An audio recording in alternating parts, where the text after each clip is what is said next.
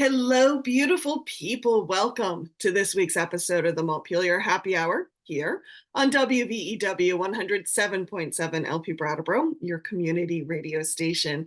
I'm your host and producer of the show, Olga Peters, and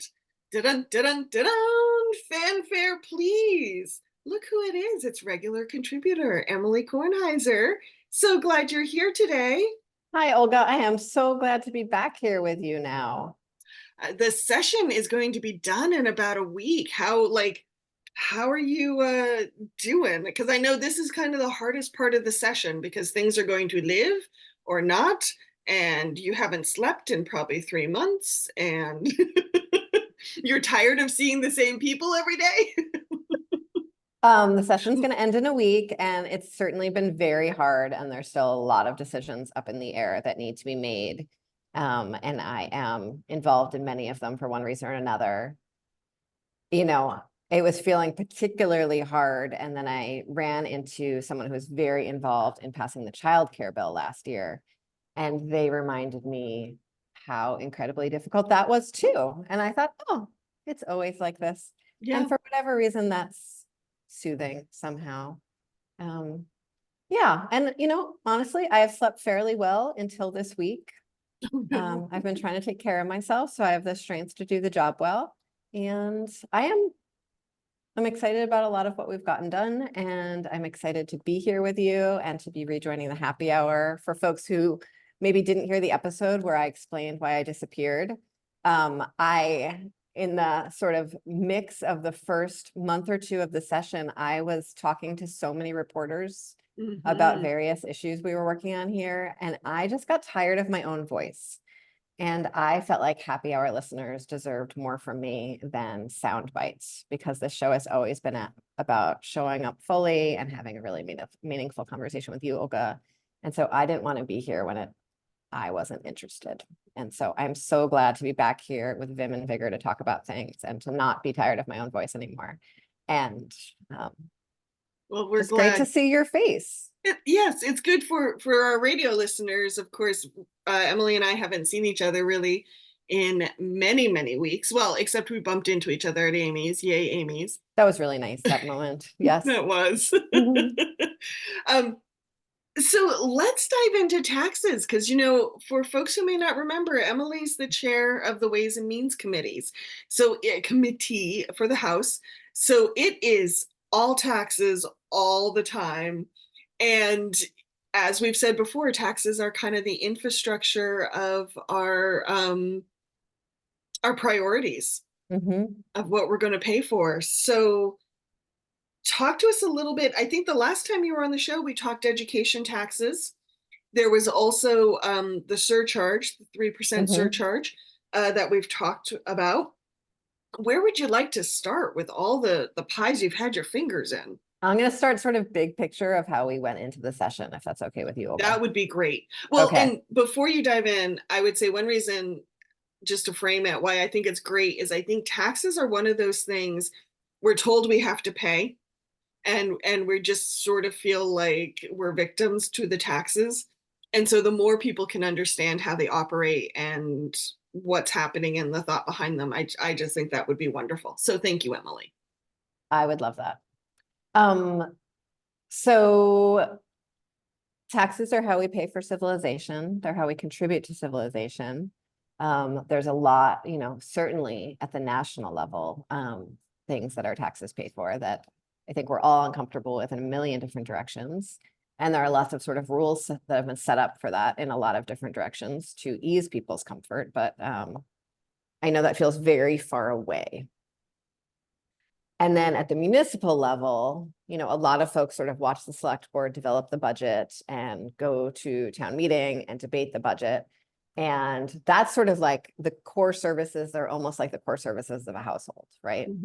And the municipality only has like one way to really raise taxes for itself. I mean, there's like a couple more, but there's not a lot of nuance or ability to be sort of progressive in taxes on the municipal level. They have property taxes, and they're straightforward property taxes. It's just sort of like a percentage of your house value. And the state level, we're sort of like in between the two. We have a lot more tools at our disposal, right? We can tax a wider variety of things, raise revenue in a wider variety of ways, and we can add a lot more nuance to how we do it to make sure that folks who have more are paying more and folks who have less are paying less. And Vermont, and actually like most states around the country, are in a really interesting crux this year. And we knew that going into the session. So we were riding high on sort of pandemic era federal spending, right? Right. We had like all of those dollars that went directly to the state of Vermont. And we had all those dollars that went directly in people's pockets and we know that when like direct payments are made from government to Vermonters, they spend them. And so we also had revenue from that, like sales tax and meals and use tax and all those things, mostly sales tax. There was in general just more money churning in the economy. Yeah, and when like more money is churning, like people are better off and government is better able to serve people. And so we had all that extra churn. And this was the first year that we didn't have that anymore. And a lot of the effects from the pandemic are still really with us. So let me talk you through a couple of those, because this is how we knew we were walking into the session. We knew we did not have all of the money that we thought we had, that we'd had in past years. We were really sort of coming down off this like big hilltop and not crashing, right? It's not like a ski race. It's not even a sled. It's just like we're sort of coming down off the hill and we're going to like, I don't really have the right geology terms for whatever happens, but we were sort of coming down off the hill and we're going to be on a new plateau than the one we were on before the pandemic. That's called rebasing, but it was certainly going to be less. But things are different than before the pandemic. And so there's a few of them that are really important to remember. One, the cost of lending has gone up a lot. So that makes it really much harder for businesses to borrow. It makes it really harder for people to buy homes. Bunch of things like that. And it makes sort of, in some ways, it can make it more expensive for government to do business too. Inflation, which has, there's sort of real inflation, and then there's the inflation that comes when businesses essentially take advantage of inflation to raise prices. And there's a lot of evidence, a lot of research that like a lot of the sort of like grocery store pocketbook inflation that we're saying is actually just price gouging by multinational corporations. Okay. I don't know if you remember the egg crisis. Yes. That's a really good example of that, but there are lots of smaller examples of that. So prices are up for everything. And corporations are reaping record profits from prices being up for everything. Okay. And then we have a few years of really, really hard times from essential workers, right? State employees, a lot of them still had to go to work every day, right? Like the correction staff still had to go to work every day through like really, it's hard to remember those early times of the pandemic where people were like, had no idea in what way they were risking their health. They knew they were risking their health. They didn't know how, right? Teachers still going to work every day through like unbelievably tumultuous situations, really traumatized kids, all of that. And so labor conditions on the other side of the pandemic have improved because everyone saw those folks go through so much. And so any organization that was really able to raise wages through that time raised wages. And government pays for a lot of those wages, right? Like schools, government employees, contractors, all of that. That's all like government spending that pays for those increased wages. And then we are in the middle of, and I don't like to use the word housing crisis, we are in a housing crisis in Vermont. And that we are not the only place having a housing crisis, but we are certainly really thick and deep in it. We are feeling it. We're feeling it, yes. And there are a few pieces of that really increase government spending and then also increase the need for government spending. So we have a whole lot of folks that have no home and can't find a home because there's absolutely no home to find. Right. And those folks are staying in motels that the state of Vermont is paying for. If Vermont stopped paying for that, those folks would not be staying in motels. They'd be sleeping, on the streets of Brattleboro. And we've seen what that looks like and how that impacts commerce of our town, feel of our town, and like the health and well-being of our neighbors, right? Right. It And will still then, cost us money somehow also. We just may not see it in the same way we see the motel program. yep, human suffering and lots of sort of like, stressors on our economy and our bottom line. And then, cost of housing also has gone up. The cost to build housing has gone up. Then the last one is, the pandemic caused or exacerbated a mental health crisis. And some of that's a loneliness crisis, some of that's a desperation crisis, some of that's a stress crisis. And a lot of that is a drug and alcohol crisis. And so our community that already has been wrestling with opioids for quite a long time, right? We remember when Shumlin made his announcement, we set up really comprehensive treatment facilities, all of that. And really right before the pandemic, we were coming out of it very slightly.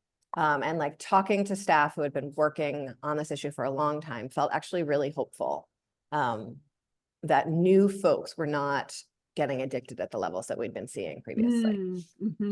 However, the pandemic sort of really ended all of that. A lot of, sort of like entry-level jobs disappeared during the first years of the pandemic. People were much more socially isolated. I think our global stress levels have gone up. Our ability to connect with each other has gone up.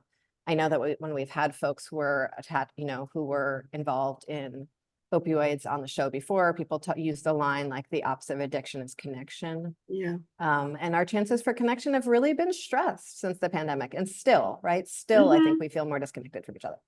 So we have, a substance use crisis in Vermont as well.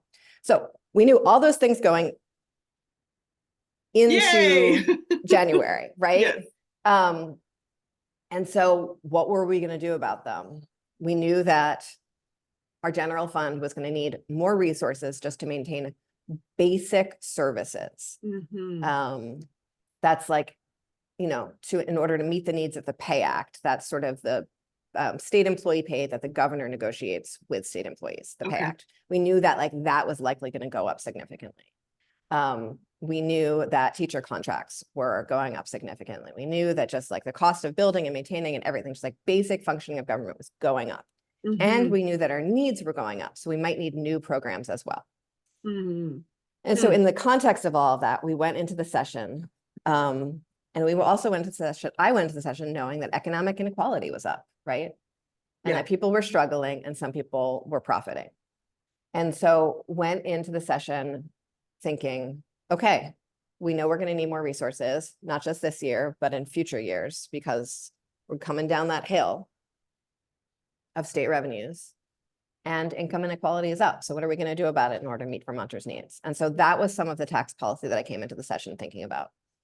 I'll pause there and we can talk about schools, which are like sort of separate from all of this, but all really wrapped up in it too. Okay. Thank you for that context, Emilie. And I think that's one thing folks sometimes forget in Vermont is that we have seen and we have experienced an increase in income inequality. And I have seen that from both sources within Vermont and national sources as well about an uptick. And I don't remember what the percentage is, but it has gone up. Before we dive into schools, you're talking about tax policy, and even though wages have gone up, when you compare us to our New England neighbors, we're still lagging behind. How do you balance that? When you're looking to build more revenue, and yet we know even with the 3% surcharge, there's still a lot of people with wages who could be really impacted by increased taxes. What are some thoughts around that? Are you saying there are a lot of people that would be impacted by the 3% surcharge, or there are a lot of people? No, okay. No. Just to me, it seems like a real math problem. How do we raise revenues when we are working with a population who maybe doesn't have a lot of extra revenues to be raised on? Yes, exactly. So the 3% surcharge, which once it became sort of legislative reality, was in fact just a new tax bracket that was the equivalent of a 3% surcharge, but set up as sort of a new top tax bracket, which we had removed a top tax bracket under the Tax Cuts and Jobs Act a number of years ago. We're sort of putting that back in. It's a new tax bracket for folks who make around $500,000 a year. It's a marginal tax rate, and that impacts 1% of tax filers, the top 1% of tax filers. And that was raising money to build new housing so that we aren't spending money on emergency housing anymore, and new housing so that like folks who are moving here for jobs can find housing, folks who live here can, you know, downsize, shift their housing, all those things. And that passed the House. That's one strategy. Other strategies are Vermont's corporate tax structure is set up in a very interesting way that is sort of counterintuitive. And so I'm going to take a minute to explain it. And this is reforms that we did on Ways and Means last biennium. And they're pretty significant, but they haven't gotten a lot of conversation because they're super wonky. But that's what the happy hour is for. That's what we do here. Cheers, by the way. Cheers. So I think when most people think about corporate income taxes, if they do think about corporate income taxes, their first question is like, what's a corporation? And most think of corporations and businesses as the same thing. But in Vermont, most businesses are not actually incorporated as a corporation. They're incorporated as an LLC, as a partnership, as a single sole proprietor, as a nonprofit, all those things, right? A corporation has shareholders and all kinds of other things. We're talking about C3s. And I think most people might think that, you know, you just pay taxes on your profits the same way you do with your income tax, because it's called a corporate income tax. Right. But how we figure those profits is actually very different from state to state. And in Vermont, because most corporations' profits don't just happen in one state the same way you're sort of, most people's income happens in one state, though not always. Good point. And so the way we figure out sort of how much of that corporation's income is attributable to Vermont can happen in different ways. Historically, and in many other states do this, it was used sort of this multi-factor approach. It was, how many people do you have working in Vermont? How much property do you own in Vermont? And then what are your sales in Vermont? And so as you might imagine, you know, that means that sort of like the corporations that really are like hunkered down here and doing business here and contributing in other ways to communities here are bearing more of the burden, the responsibility of corporate taxes than a business that's just selling stuff into Vermont, and maybe even those inflationary prices, like say your Amazons of the world, right? We also have a system where only domestic profits were included in sort of that full picture. So if you like think about all these bubbles and how much of the bubble was like considered profit, it was just domestic profits. But what a lot of corporations do is they offshore those profits. And I think everyone's heard that term before, right? Yeah. And so in offshoring those profits, they are not considered sort of part of the package that gets attributed fractionally to Vermont. So a number of years ago, on the Ways and Means Committee, we did this last biennium, we changed to a single sales factor. Okay. And that means we decide how corporations' profits are taxed, attributing them to just the percentage of sales they had into Vermont. So say you're Amazon, it's domestic profits, however those are figured, and then what percentage of their total sales in the country are attributed to their sales into Vermont. That would probably be like 0.000001, right? And that's how they attribute what percentage of their profits would be taxable at the tax rate that Vermont sets. Okay. And so that's a big change we made. We also changed a few other things so that like all of that shifting around of profits can't happen anymore. So you can't have like 6 subsidiaries and only one subsidiary sells into Vermont and you move all of your profits into your other 5 subsidiaries. all of the different subsidiaries are considered a collective whole for the Ah, purposes of taxation. That was something we did last biennium.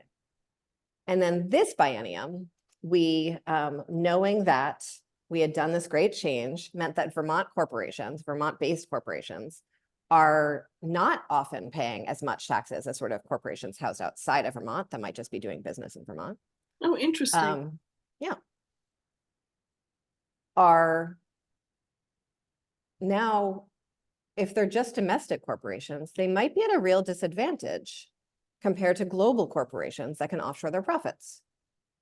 And so we want to make sure they have, you know, real competition, like a competitive advantage. We're not giving Mhm. global corporations a competitive advantage over domestic corporations, Right. because we don't want people to be able to offshore their profits in order to create that. So we, one of the big proposals this year, in order to make sure that like Vermont services are paid for by those who can most afford it, and the burden isn't sitting on those of us who are already, you know, scraping by, we removed an exemption for something called GILTI, which is global intangibles. It's one of the ways that profits are offshored. Okay. And so we made sure that like domestic corporations and global corporations are on a level playing field when it comes to doing business in Vermont, paying your taxes in Vermont. So that's another way we are able to sort of use a progressive tax structure to make sure that the services that Vermonters benefit from are paid for by those who can most afford it. Okay. Interesting. Yeah. Now, um, thank you for walking us through that corporate structure, because I think we often forget the corporate tax when we always go to the property and the education tax. I Mhm. just want to be kind of circle back to something and get clear, talking about the, I'll still call it the 3% surcharge for now. Mhm. Um, that originally came to you as a bill. I think it was, is it H 850? It sounds like that is no longer a bill. It was just became an alteration in the tax structure to become a new tax bracket. Am I Yes, okay? that is So, true. And it was not, it did not move sort of on its own. Generally, we don't just like pass taxes all by themselves. We make sure right. we're being clear with Vermonters and other legislators about why we're raising those taxes. And so we used that original bill, that original vehicle is what we call it, to talk about income inequality, to talk about who would be impacted from a tax like that, to talk about whether a bracket or a surcharge made sense. And then when a great big 10-year strategic plan housing bill came to us that needed revenue, we sort of took that piece of tax policy and put it on that bill to pay for a 10-year plan to really solve our housing crisis. Fascinating. Thank you for walking us through that, because right now, if you go to the state's website where you can look up individual bills, I looked up that bill yesterday and I'm like, it's gone nowhere. Mm-hmm. But now we know why. It actually has. It's just not in that form, whatever it was. I think it's H 850. One of the funny things, you know, we talk about bills being on the wall, and we've talked about that before on the show. And our wall in Ways and Means is like there's like these little paper cutouts that have the bills on them. That's on a bunch of bulletin boards. And because most of the bills that come through the building that go through any committee come through Ways and Means, we have like a lot of them on our wall. And our committee assistant sort of has this whole system for the bills that did not pass, but got incorporated into other bills. So we're like, we know that this is law, it just didn't move on its own. But there's no system for that on the legislative website. It's just a system that we have like internally with paper inside our committee room. Oh, that's fascinating. I imagine all these color coded index cards.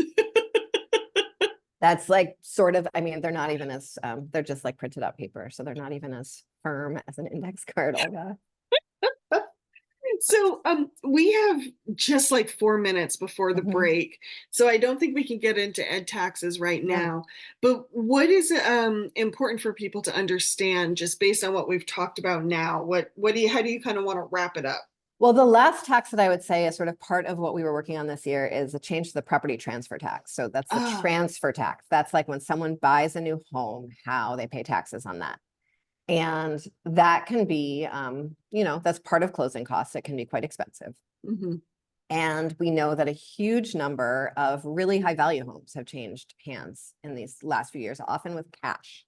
Yeah. And that drives up sort of values for everyone. And it means that there are resources available. And so we changed the transfer tax to lower it for homes purchased below $750,000. And we increased it for homes purchased over $750,000. Oh, And in interesting. doing that, we were able to raise more money to pay for the creation of new housing. Because the property transfer tax has a long history of going to the creation of new housing. And so that was a really that was sort of one of the most direct ways we were like, we're going to make things less expensive for your average Vermonter, making a median house purchase, and more expensive for folks who can most afford it. And so all of that has been exciting conversations to have. The House has passed sort of all three of those policies I talked about. The corporate tax went to pay for strengthening the judiciary and changing Medicaid to expand it to more folks. So sort of like a steps on a Medicare for all path.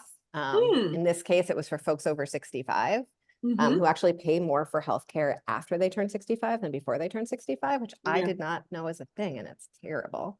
And so we did all of that. And some of it really hit a wall in the Senate. And a lot of that is because most of those taxes are not available for this next fiscal year. They're available a year out because it takes a while to institute a new tax.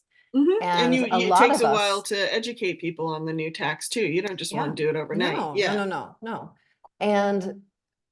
But our legislative system, and we have talked about this as like major happy hour theme I'm hitting on here, right? It's on like 1 year, 2 year cycles. We are not planning out a decade, and we don't have an administration that's helping us plan out a decade. And so it's really hard to get people thinking like, we're going to do this thing that's politically iffy, right? New taxes. And we're not going to be able to like hand Vermonters this new thing at the exact same time because it's going to take a little bit. And so that's a really hard part of what we wrestle with when we're doing this work, is the kind of planning we need to do to make a difference. And so I'll stop there. That is perfect. You got it right on the time nose, Emilie. I'm very proud of you. So folks, hang tight. Emilie and I will be back for the second half of the Montpelier Happy Hour here on WVEW 107.7 LP Brattleboro, your community radio station. So don't go anywhere. Welcome back to the second half of the Montpelier Happy Hour here on WVEW 107.7 LP Brattleboro, your community radio station. I'm your host and producer of the show, Olga Peters, and I've been speaking with regular contributor Emilie Kornheiser about woohoo taxes, because they are fascinating, people. We want you to find them fascinating because they can do important things, even when we're like looking at our tax bill and crying. They do important things. We also want to thank Brattleboro Community Television for taking the video version of our show and sharing it with PEG stations around the state. Thank you, BCTV. And Emilie, what do we need to remind people of? Oh, so nice to be here saying this. The views and opinions expressed here on the Montpelier Happy Hour, those of the hosts and the guests, respectively, not the station, nor their employers, friends, pets, or allies. Yay! Well done. Well done. Thank you. I know we are about to jump into school taxes and property taxes, Olga, but I'm realizing I didn't say a very important thing before the break when we were talking about new taxes. Oh, okay. And progressive taxes. So we talked about why we raise taxes, what they're for, what they pay for, why, they improve Vermonters' lives, and how to raise them progressively. What we didn't talk about is how they can actually in and of themselves be used as a tool to reduce income inequality, which has skyrocketed during the pandemic. So during the pandemic, we passed some really important new tax credits. So we passed the child tax credit in Vermont and nationally. We increased our earned income tax credit. We lowered taxes at the bottom as a way of putting more cash in people's pockets. And when we raise taxes at the top, right? Like we know that in the, until the 70s in Vermont, till the 80s in Vermont and all over the country, right? We saw top tax rates at around 50%. And that really that caps essentially like the hoarding of massive wealth, that kind of tax policy. And so in doing that, we bring people closer to the same page on their economic experience and their power in our country and in our economy. And in doing that, we are able to create the kind of communities where like lots of different kinds of folks with lots of different kinds of lives can live on the same street or in the same community, interact with each other. And I think that's the Vermont way. You know, I'm glad you said that, Emily, and I will just share this story quickly because as someone who grew up in Vermont, it was an aha moment. And this was probably early 2000s. I was working at SIT, and one of my coworkers who did not grow up in Vermont was very excited. She bought her first house with her husband, and it was over by Cotton Mill Hill. And a few months had gone by and we're like, oh, do you still like your house? Are you getting used to it? That type of conversation. And she says, love my house, love it. I don't know about this mixed income neighborhood thing though. That's weird. I've never lived in one of those. And I had this moment of, but aren't they all like that? Because just the communities I had grown up in, that's what it was like. That was the norm. And I had a real appreciation for it in that moment, getting to grow up in mixed income neighborhoods. Yeah, it's an extraordinary thing about Vermont that we do not talk about often enough. And it's true in almost every town in Vermont. And I'd say even in Brattleboro, it's true on almost every street in Brattleboro. It's really incredible. Yep. And so if folks are out there wondering, why is it incredible? I know for me, it's just you're exposed to so many different types of lives and experiences. How about for you? What do you think is one of the benefits? I think when you know your neighbors, you know, like where they're coming from and like how to talk to them and what they might need, like on all, you know, like in all directions. And that means that we have an easier time making decisions as a collective about what our priorities are and, you know, deciding political issues and, you know, chilling with each other's kids. Fantastic. Thank you, Emily. Thank you for bringing that up. So diving back into education taxes, they're always a big deal. This year, they're going to be a big deal because it does seem like we're going to have some hefty increases. And then, of course, the administration has offered a solution that I don't think is going to go anywhere. I'm not going to even call that a solution, Olga. I believe you called it a payday loan. I did indeed. Wow. Look at you following my quotes and with other journalists. Well, because I'll admit I didn't really understand what I think it was the commissioner was outlining. I'm like, this isn't making sense. I don't see how that's going to solve anything. And then you called it a payday loan, and I'm like, oh, okay, I get it now. Yeah. Oh. He tried. We have a great working relationship. And I very rarely use that kind of terminology or am political like that in committee or even in most of my work here. And it was interesting and frustrating because essentially sort of on December 1st, November 30th of this last year, we found out that school spending was expected to increase in a really, really significant way across Vermont. Yeah. And that was not something that we had anticipated. And so I have talked, you know, before the break, we talked about what like really strategic fiscal planning looks like. And this was not that. And part of that is because we have no centralized system for fiscal planning when it comes to education finance. So the way we pay for school taxes, and if folks want to like go way deeper on this, we recorded an episode about this in January, maybe? On I think at that point it was the 18%. Yeah, on ed finance. Was that January? I think it was December, but I've got a note to try to link to it in the show notes. Cool. And so but in Vermont, the way we pay for education is every school district all around the state decides on the budget that they need to meet the needs of their kids. And voters vote on that budget. And then the state raises the taxes necessary to meet that sort of sum total of all of those approved budgets. The process of budgeting sometimes includes sort of what the matched tax projection might be to it, but it's just a projection because we don't know what the sum total of all those budgets will be yet. And every district sort of goes at this process differently. Some see like what's an allowable growth from last year to this year that voters might be comfortable with. Some really focus on what they think the tax rate will be. Some just say like, what do we need to meet the needs of the kids in our district? And that's beautiful in a lot of ways. And it's, you know, participatory democracy, it's budgeting to need. All of those things are like really core values of mine.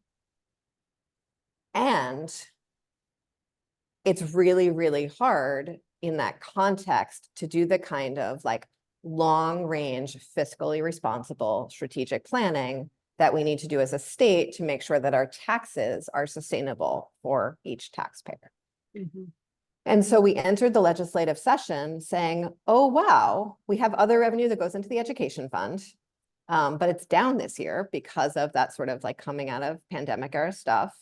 We knew that it would be down this year coming out of pandemic era stuff. So we actually set money aside in order to apply to this year's tax rates, but not at the scale we were thinking of. And school spending went up for all the reasons that we talked about why spending on everything went up, right? Those like contracts are coming in higher, costs are higher, and needs for kids are higher, right? But sort of that big bubble of spending wasn't something that like grew at sort of a natural rate. It really just like spiked this year. And so what that looks like is we don't have the power sort of at the state level to say like, no, you can't spend that much because we can't raise taxes that much, which is very different from all the rest of our tax rates and spending and all of the rest of the way state government functions. And so what that looks like without like a lot of other new taxes being raised and new taxes that would need to be raised quickly, right, for this next year. And I talked before the break about how most progressive taxes really need to be raised like a year or two out of when you're going to use them. So most taxes that can be raised quickly that we might be using to supplement the property tax are things like sugar taxes and sales taxes and like all of those taxes like that you can just sort of like turn on a switch and raise. Those are all more regressive. They hit folks who are poorer harder than even the property tax, right?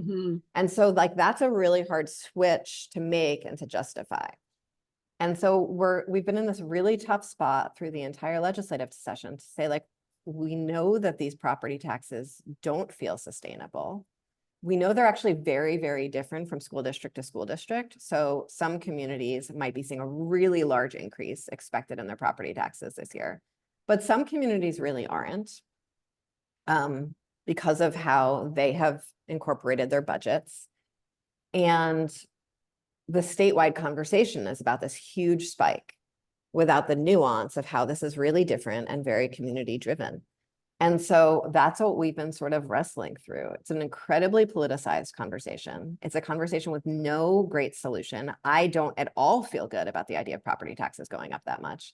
And that's really hard because I'm talking about how these other taxes should go up. And so I think people's like image of me as just like a straight up tax lover rather than a lover of progressive taxes is like a little confusing, right?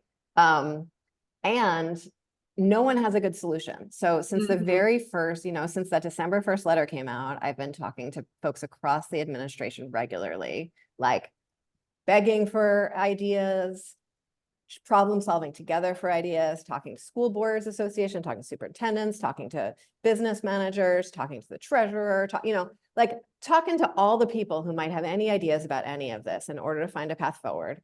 And there isn't a good one. There really isn't. And that's really, really hard. And I think a lot of folks would say, and I think the natural response is, okay, so just reduce spending. But we actually don't have the power to do that.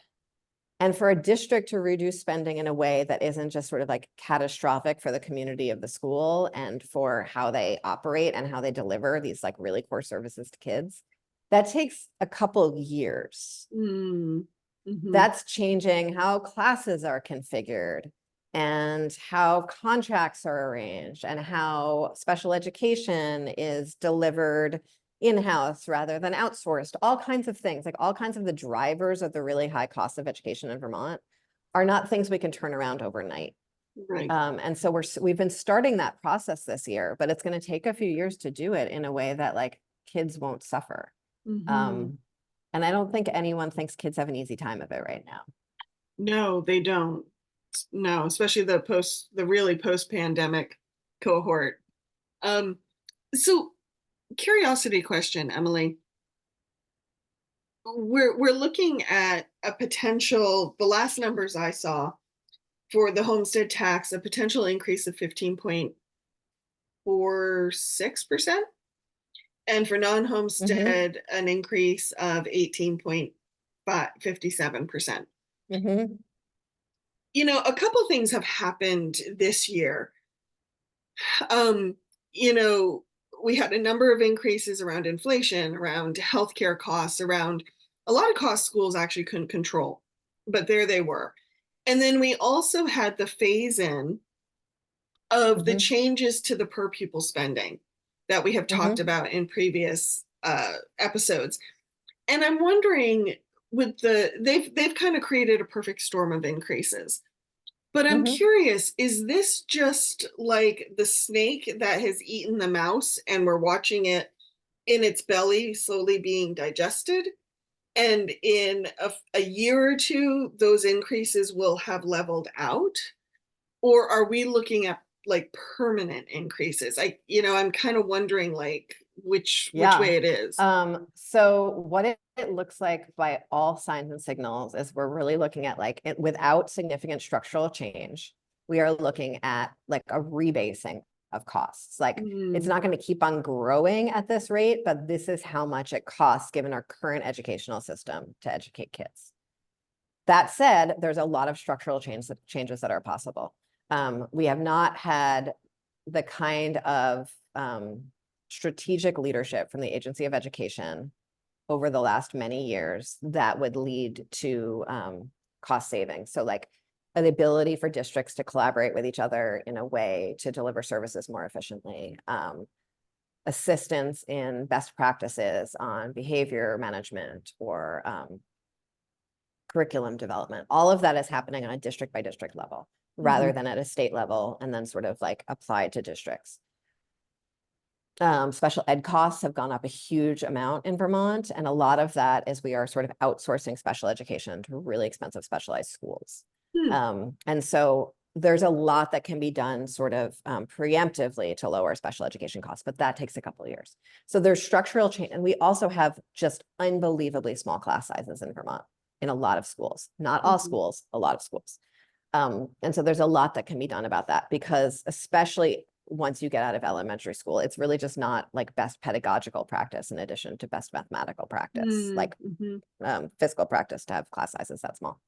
So those are all things that we are um, working to shift, but it's gonna take a few years to make that shift. Mhm. So, given everything we've been talking about with school taxes, what can people expect at least for this fiscal year? Do they Yeah. need to brace? Do they need to? So I want to be really, really clear. It is very, very different from community to community. Okay. Like very different from community to community. There are communities in the state who are seeing their tax rates be absolutely the same as last year. And some of those communities are seeing their school budgets fail because they're hearing the rhetoric about a 20% tax increase. Interesting. So it's Yeah. really important that if anyone is listening to this, that you actually look at what this means in your own town, in your own district. There's also how do the school taxes and your municipal taxes come together? And most people sort of experience them as a package deal. They're Mhm. not. And so really understanding that full picture is important too. Um, and we've done a lot of work since the situation began in January to make a dent in this. Mhm. So we repealed an exemption to the sales tax for cloud-based software. It's like a long time exemption from when the internet was a new shiny thing. And we wanted to make sure we were like enabling innovation. I think everyone knows how to use the internet now. Everyone's comfortable with it. We don't need a sales tax exemption to like create innovation in that sector. It's one example. We also put a surcharge on short-term rentals Okay. because they have much lower regulatory costs than hotels. And honestly, throughout this entire education funding crisis, we've had sort of a constant barrage of requests from Vermonters who are concerned about their property taxes saying like, can you please do something about short-term rentals and second homes in this context? Like that's where money should be coming from. And so that was where we looked. And that's like it's a quite small percentage increase. And all of what we've heard from the Joint Fiscal Office is it's not enough to create elasticity. So meaning it's not enough to create behavior change. Because if a price goes up enough, people will change their behavior in relationship to it. This surcharge is not considered to. We also did some to make sure that we're protecting sort of the most vulnerable taxpayers. And so the property tax credit, we talk about people paying on income. The property tax credit that's people paying on income is actually on a year delay. And so unless we change the sort of statute related to that, folks are going to get the credit they would be due from last year to apply to this year's property taxes. So that would create like a really significant hardship for a lot of Vermonters. The majority of Vermonters actually who pay property taxes pay them based on income. And so we shifted that percentage around. And the bill is still in Senate. So it left the House. It's still in Senate Finance. There's a lot more that I think we're planning to do with it this year. And so it's not over until we are gavel out. And so there's still a week more. And we are really doing everything we can to make sure that we are buffering, I guess, protecting Vermonters from this really significant increase in those districts that there is a significant increase. Again, it's not everywhere, but where it is, it's going to be really hard. And we want to make sure that we are doing everything we can to prevent it. And there's a lot in the yield bill this year that starts, and other legislation that's passed to start the really like significant work of the structural change that's needed to make our education finance and education delivery system work better than it is right now. Okay, thank you. So I have some stats for people. And that's why, Emily, if you're wondering why I was looking off camera so much, I just found them. But before I give those to you, curiosity question. I'm sorry I don't know the answer to this, but there has been talk about shifting the education tax from a property tax to an income tax, which, like you said, our property taxes are can be based on our income if we have income sensitivity. But has that gone anywhere? Is it worth going anywhere? So a couple summers ago, I co-chaired the task force on the possible implementation of the income-based education tax. It was called something like that. I don't remember the exact words, but it was something like that. And we really talked about it. We really talked about it. We really looked at it very closely. The challenge is that the amount that we need to raise is different every single year in Vermont. Right. And we don't know what that amount that we're going to need to raise is until like sort of the last minute with the way our entire education funding system is structured. So without changing sort of this basic like local control budget setting process, there's really no way to pay for it based on income, given how our income tax structure works. Gotcha. And so the like basic functional implementation of it is where we hit the wall. And it's funny because the issue has come up over and over and over and over again, and and that basic challenge hasn't been solved yet. And so I think if that basic challenge was solved, like it's a really interesting conversation to have. But without that being solved, we just, we can't do it. We just can't. Even if it is a good idea. I think there are reasons it's a great idea, right? It's more progressive. And there are reasons it's not a great idea. Property is a proxy for wealth in a lot of ways. There are folks, a lot of folks in Vermont who don't show significant income, who do have significant wealth, and their property is a stand-in for that. Mhm. I think particularly in an aging state, we have less and less people, fewer and fewer people declaring income, Mhm. who might have significant wealth in the form of their property and aren't even paying on a mortgage anymore, right? And so Mhm. have more flexibility with their assets on that. And so I think there's a real question of sort of like, are we doing that because we want to capture the very upper end? Is there a better way to capture that upper end and like return it to the education fund? Is it because we want to protect people who are paying, you know, who have the least income? Is it, but every time we modeled it out, middle income people and folks who own sort of median properties were not better off. And I Mhm. think those are the folks who right now are getting squeezed. And so in Yeah. all of the tax conversations we've had, both these conversations around the property taxes for the education fund and all those conversations around the income taxes and the corporate taxes, those are the folks that we're looking at. We do a very good job in Vermont on income taxes for folks who make, say, like less on all taxes, property taxes, income taxes, every sales taxes, even on folks who make like less than, say, $45,000 a year. Mhm. You know, we have these great tax credits. Folks below a certain income actually don't pay any property taxes, even at the municipal level. Mhm. We really like, you know, we exempt most basic items, food, clothing from the sales tax. And so those folks are very sort of protected, I think, from a lot of our taxes. But the folks in the middle are the ones that are really being squeezed right now. And so it's these Mhm. progressive tax policies that we're looking at to make a difference there. Thank you. So just quickly, folks, Emily mentioned the second home market once about, you know, with taxes and also the short-term rentals. Peter Elwell last week on the show mentioned this statistic, and I just want to share it because it's pretty significant. So we have about 3% of our housing stock is in the short-term rental market, but about 17% of our housing stock is in the second home market. And in which doesn't sound like much across an entire state, but it's not always It's a evenly lot. distributed. You Mhm. know, in Vermont, we have, I mean, in Vermont, in Windham County, we have a much higher second home market than, or larger second home market than maybe other areas in the state might have. So I just wanted to remind folks of that. So Emily, we have a couple minutes left.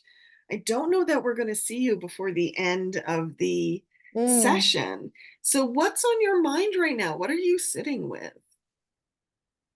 I am hoping that with so many big ideas in the mix between now and next week, we can really sort of find our way in the sort of like last mile chaos of the building